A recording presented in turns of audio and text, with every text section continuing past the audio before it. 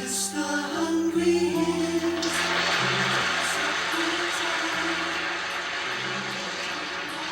There's nothing, just a little something I whipped up on the clavietta.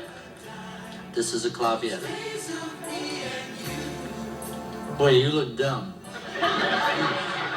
You don't exactly look like Rock Hudson yourself. Folks, you're probably wondering why we're dressed this way. So are we. Even in 1963 and 64, I guess it was, yeah. 63. 63, people kind of wondered why we dressed this way. Anyway, we dressed this way in 1963. I guess it's a little too late to say I'm sorry. But this is what we looked like when we made our first record. And we thought it would be fun to talk about it. We should introduce it. Oh, yes. Folks, ladies and gentlemen, I'd like you to meet Harold Baptiste.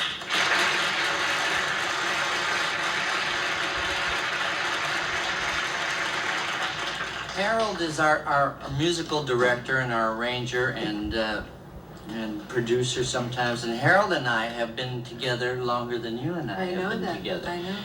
Harold and I started out as producers for a record company. And he was the East Coast producer, I was the West Coast producer. And every now and then we used to pop into each other's lives, and Harold would arrange the records. And then later on I met Cher, and then Cher and I went on to become infamous background singers. We sang background for the Crystals and for the Ronettes. Who else? Do you remember? Righteous Brothers. The last song that we did background on was a song that the Righteous Brothers did that became #1. That was You've Lost This Love and Feeling. That was the last thing we worked on before we became Sonny Cher.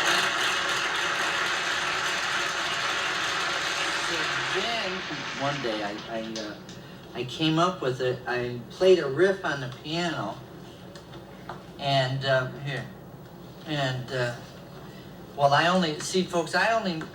don't play piano well. I was fooling around, and I came up with these 3 chords. I was playing these 3 chords on the piano. What? That's 3, Harold.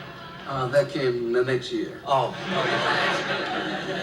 Anyway, I wrote the song and we played it for everybody and everybody liked it and we wanted to make a record of it. Well, we had one problem. Yeah, we had no money. Yeah. So I said, Harold, I need you to do the arrangement and I want you to help produce the record. And I'd love it if you play the clavietta for me. So, do you remember what you said then, Harold? I was quite flattered. Good. Yeah, and then I said, Harold, there's just one little problem. You have to do it for free. Yeah, I remember that too. So anyway, Harold is a sucker for sweet talk.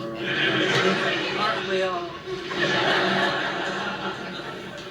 And we called up the studio and booked some studio time to make the record. There was one little problem.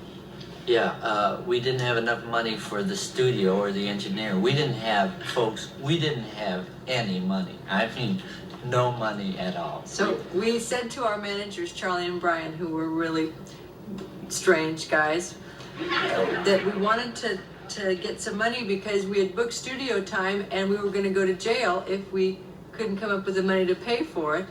And so they said, all right, fine. So they went and they hawked the typewriters in their and adding machine and dictaphone machine. And raised $185? Yes. Yes. There is $185. And that's how we made the first record. And I wrote it for Cher to sing. And then she's, in those days, believe it or not, believe this or not, Cher was shy.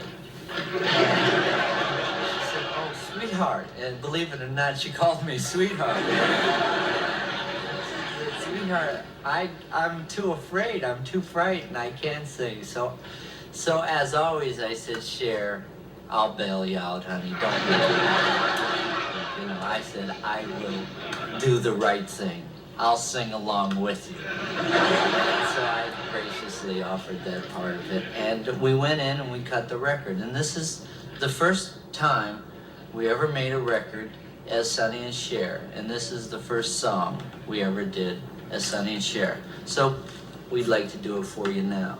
Do you remember it? Yes, Can yes, you do it yes, good? of course. I Can get you it. do it good? If you can do yours. I can do Right. mine. Listen to this, folks. Beethoven.